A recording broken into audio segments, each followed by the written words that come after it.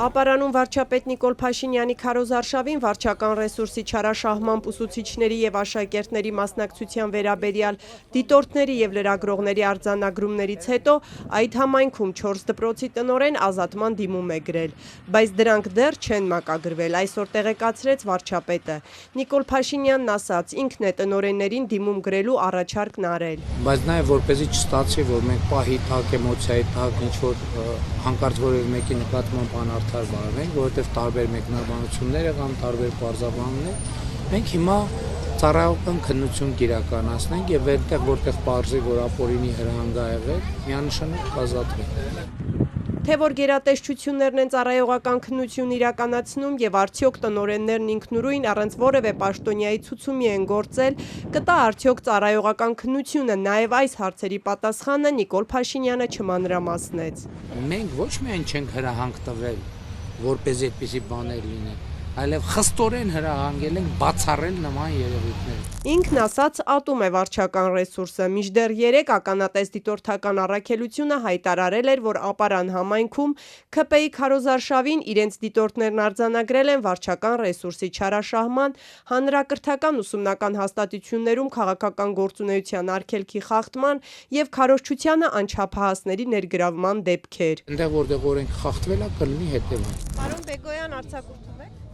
Ոչ արձակուրդում չեմ։ Օրինախախտներին պատասխանատվության ենթարկելու մասին հայտարարող Նիկոլ Փաշինյանի առաջնորդած քարոզչախմբի հետ աշխատանքային ժամին պտտվում էր քաղաքապետարանի ենթակայությամբ գործող կանաչապատում եւ շրջակա միջավայրի պահպանություն ՀՕԱԿ-ի տնօրենը։ Արմեն Բեգոյանն Ազատության հետ զրույցում պնդեց, թե ինքը պատահաբար հանդիպեց քարոզչախմբի մասնակիցներին։ Իր անելիքներն այլ են։ Հենց այստեղ գործ ենք անում, եկել եմ նայեմ այդ գործը։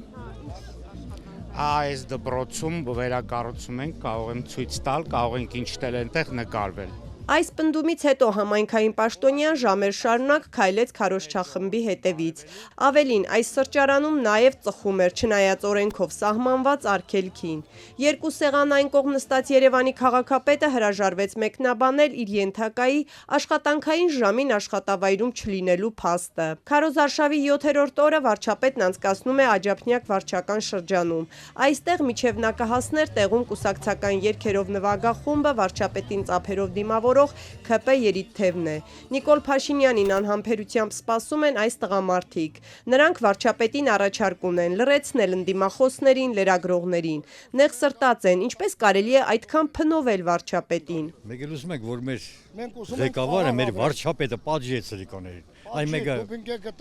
ոստիկանների ձեռը, որ դրանց դեմից իջեցնի շտողի։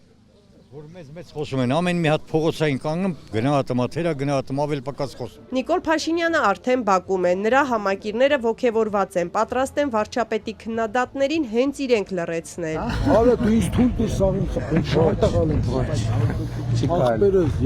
Եղբայր չեղավ, չի կարելի, տենց բաներ խոսալ։ Պետությունն է սա վերջո, նկարվենք։ Քարտեզ թխվածք քարոզչական բուկլետ է բաժանում Նիկոլ Փաշինյանը, զրույցը ջերմ է այստեղ։ Ինքն ու բնակիչները միասին են արձանագրում։ Վարչապետն իսկապես ժողովրդի ծոցից դուրս եկած է։ Ասում են ծոցից դուրս եկած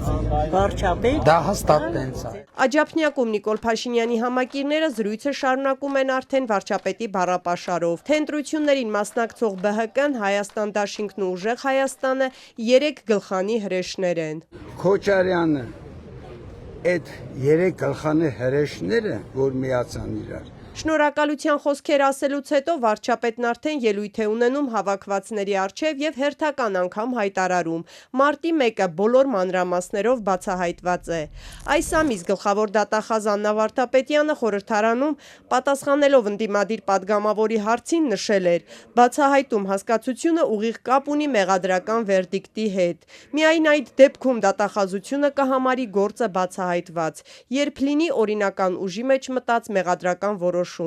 Այժմ այդ որոշումը չկա։ Մնացածն ըստ Աննա Վարդապետյանի քաղաքական հայտարարություններ են։ Արդեն 8 տարի պաշտոնավարած Նիկոլ Փաշինյանը այսօր ընտրողներին կրկին վստահեցնում է.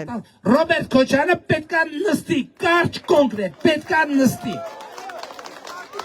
Ինչու է Նիկոլ Փաշինյանը այս օրերին տարբեր մարդկանց բանտ ուղարկելու հայտարարություններ անում։ Սա իրավապահներին ցուցում տալ չէ, հատկապես որ վարչապետը մշտապես պնդում է, թե չի միջամտում նրանց աշխատանքին։ Փաշինյանը բացատրում է, մարդիկ իրենից են պատասխան պահանջում, կասկածներ ունեն, որ ինքը կուլիսային պայմանավորվածություններ ունի։ Ես չեմ միջամտում, դա որպես քաղաքացի եւ քաղաքացիների ներկայացուցիչ իմ ակնկալիքն է, որ պետք է հասցեագրվի։ Աջափնյակում վարչապետի համար նաև անակնկալ կա։ Այս զրուցարանի սեղանին Հայաստանի տորթ քարտեզն է, կողքն էլ դանակը։ Սպասում են Նիկոլ Փաշինյանը ելույթն ավարտի, որ իր ձեռքով կտրի Հայաստանի տորթ քարտեզը։ Իսկ վարչապետը պատրաստ չէ այդ քայլին, հանկարծ չկտրեք, հորդորում է ներկաներին եւ հեռանում։ Ուտելու բաները Հայաստանի քարտեզով պետք չի։ Գնացինք։ Գնացինք, չեն կտրգործ, դուք չկտրեք, դովեք չկտրեք։ Նիկոլ Փաշինյանի հեռանալուց հետո բնակիչները հավաքվում են Հայաստանի տորթ քարտեզի շուրջ եւ քննարկում վարչապետի որոշումը։ Մի մասը համաձայն են Նիկոլ Փաշինյանի հետ, որոշները դժգոհ։ Հարցնում են, եթե չկիսեն, ինչ են անելու, նետեն աղբը։ Դե մեր Հայաստանն ամոց կարելի է կիսած, ասենք ձևի համար, սիրունության համար կարելի է, մեր Հայաստանն է, մեր հողն է, հողը կիսենք, չի կարելի։ Արժան չտեսան է ժողորդին է տորթից օգտվեին։ Ես չէ ուզե ու դողը կուզե։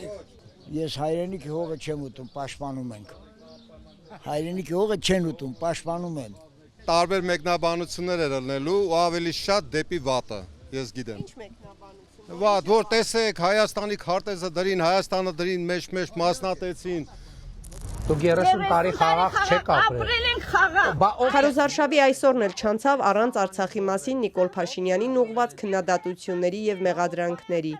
Իսկ այդ օրակարգով վարչապետին մոտեցած քաղաքացիներին հաճախ փորձում էին լռեցնել հենց Փաշինյանի աջակիցները։